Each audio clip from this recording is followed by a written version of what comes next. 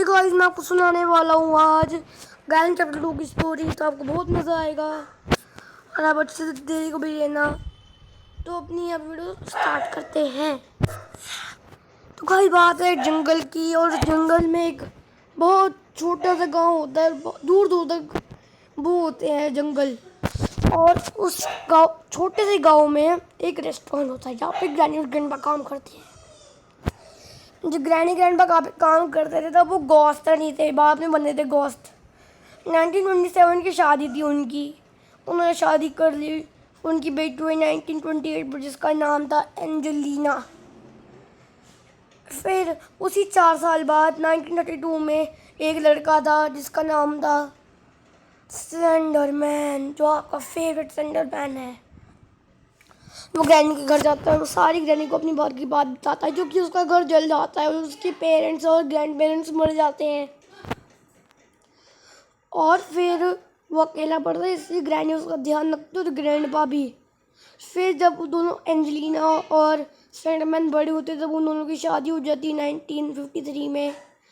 और फिर ये होता है कि 1954 में एक उनकी बेटी का जन्म होता है जिसका नाम होता है स्लेंड्रीना। फिर बहुत साल बीत जाते हैं, 1973 आ जाता है। उनकी बेटी की भी शादी हो जाती है एक कॉफिन गाय से। जो उनकी बेटी थी, उनकी भी एक दो बेटियां हुई थी, उन दोनों का नाम नहीं पता था, और आप कमेंट्स में बता सकते हो उन दोनों का नाम क्या था।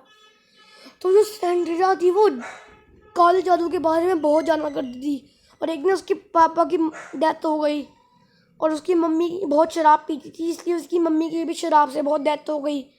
ग्रैनी ग्रैंडपा अपनी हेल्थ मेंटेन करती थी, इसलिए वो नहीं मरे।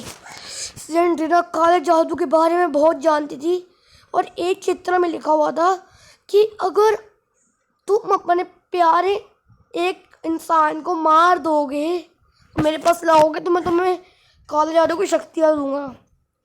सैंड्रा कहती है कि मैं अपनी बेटी को तुम्हें वापस दूंगी। तो वो अपनी बेटी को बेसमेंट में ले करके मंत्र पढ़ने लगती है, और उसकी बेटी कहती है मम्मी आप क्या कर रहे हो, और वो गोश्त आ जाता तभी, और गोश्त उसे मार देता है, और उसकी सारी शक्तियाँ स्लेंड्रीना को दे देता है।